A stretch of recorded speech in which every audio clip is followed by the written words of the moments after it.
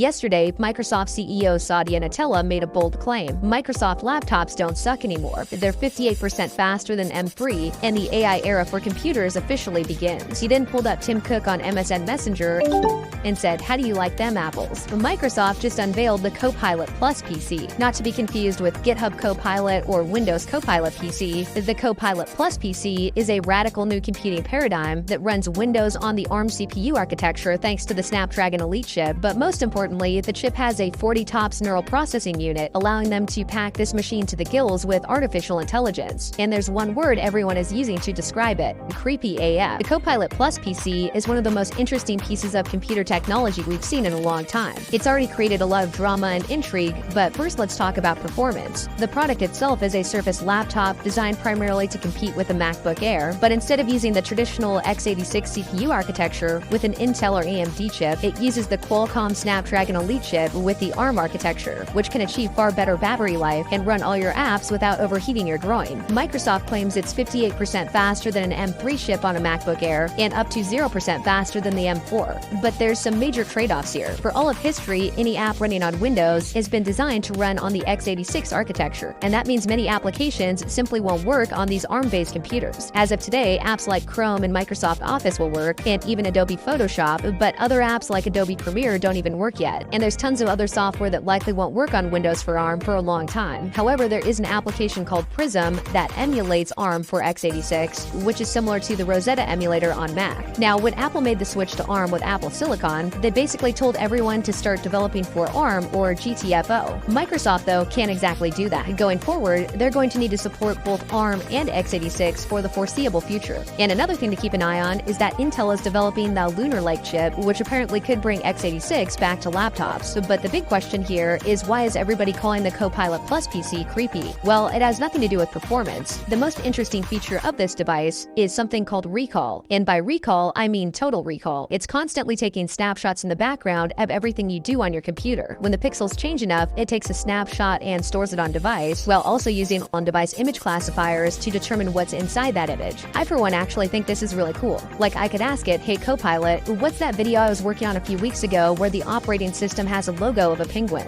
And instead of manually searching through my file directories like a caveman, the Copilot could just automatically find that file and open it for me. They're pretty cool, but this also feels like a data privacy nightmare. Like, imagine I was part of a coup that was trying to overthrow the Congolese government. Not only would I be worried about my browser search history, but also every little thing I did privately locally on my computer. At this point, everybody's just accepted that the government illegally spies on us, and recall seems like a great feature to build on this domestic spying infrastructure. Or at the very least, Microsoft could sell your recall data, so advertisers could influence your personal AI assistant to tell you what to buy. That's pretty dystopian, but there's a couple things to keep in mind. This recall feature is entirely on device. None of your recall data ever leaves the computer or goes into the cloud. In addition, you can delete the recall data just like your browser history, and you have control over which apps it can watch you use. So it's really not that creepy, and I'm not even gaslighting here. If you think this thing is creepy, that's just because you're a crazy paranoid person. Copilot PC is your friend, and gaslighting is not real. But now here's the creepiest thing of all. This device almost had the voice of Scarlett Johansson. The DNA of who I am is based on the millions of personalities of all the programmers who wrote me, because one of the AI models on the Copilot Plus is GPT-4o. Sam Altman, inspired by the dystopian movie Her, reached out to Scarlett and asked her if they could clone her voice to use for their AI. She was like, "No dude, that's creepy, leave me alone or I'm calling the cops." Sam was like, "I didn't mean it like that, I'm happily married," and agreed not to clone her voice. However, when GPT-4o dropped last week, you may have noticed the uncanny resemblance to Scarlett Johansson.